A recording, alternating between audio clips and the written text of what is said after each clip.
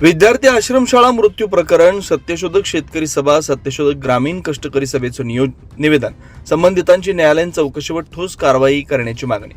तालुक्यातील बंधारे येथील आदिवासी विकास विभागाच्या शासकीय आश्रमशाळेत घडलेल्या विद्यार्थ्यांच्या संशयास्पद मृत्यू प्रकरणानं परिसरात तीव्र खळबळ उडाली आहे. या घटनेच्या निषेधार्थ सत्यशोधक शेतकरी सभेच्या वतीनं तहसीलदार व जिल्हाधिकारी व पोलीस प्रशासनाला निवेदन देत तात्काळ कठोर कारवाई करण्याची मागणी करण्यात आली.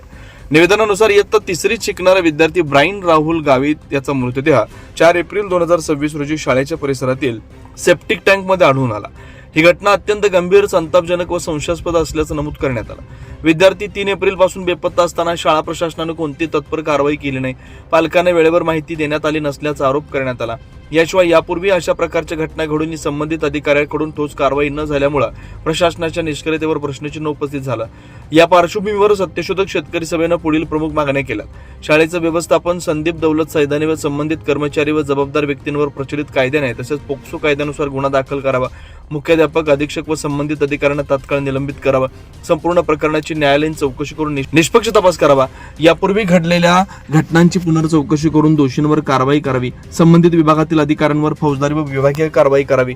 मृत विद्यार्थ्याच्या कुटुंबाला किमान 25 लाख रुपयांची आर्थिक मदत व एका सदस्यास शासकीय नोकरी द्यावी. जिल्ह्यातील सर्व आश्रमशाळांची सुरक्षा तपासणी करून भविष्यात अशा घटना टाळण्यासाठी कठोर उपाययोजना कराव्यात, असा इशारा कॉम्रेड आर.टी. गावित यांनी दिला. जर या प्रकरणात तात्काळ व कठोर कारवाई झाली नाही तर सत्यशोधक शेतकरी सभेच्या नेतृत्वाखाली तीव्र जन आंदोलन छेडण्यात येईल. दरम्यान या घटनेमुळे विद्यार्थ्यांच्या सुरक्षिततेबाबत गंभीर प्रश्न निर्माण झाला. प्रशासनानं याकडे गांभीर्याने लक्ष देऊन दोषींवर कठोर कारवाई करावी अशी मागणी केली निवेदनाद्वारे केली.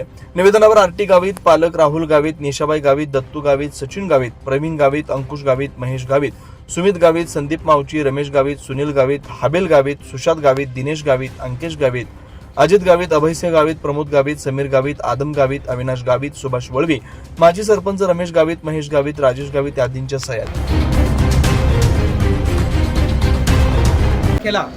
बंधारे या आश्रमशाळामध्ये ब्रायन राहुल गावित राहणार सोडकडके या मुलाचा अपघाती मृत्यू झालेला असं दाखवलं जाते. परंतु आमचा सरळ आरोप आहे की त्या विद्यार्थ्याला जबरदस्तीने मारण्यात आलेला आहे आणि त्याची साक्ष हा जो विद्यार्थी उभा आहे हा साक्ष देतोय की सैंदाने नावाचा जो तिथे शिक्षक आहे त्या शिक्षकाने त्याला मारलेला आहे. त्या मारत असताना त्या विद्यार्थ्याचा मृत्यू झालेला आहे आणि मृत्यू झाल्यानंतर त्याला त्या टाकीमध्ये टाकण्यात आलेलं आहे. तर आम्ही आज माननीय तहसीलदार साहेबांना निवेदन दिलं आहे की 2 दिवसामध्ये या प्रकरणाची चौकशी करण्यात यावी आणि सैदाने नावाचा जो काही शिक्षक आहे त्याला अटक व्हावी. त्याला जर अटक केली तरच ते बाहेर पडेल.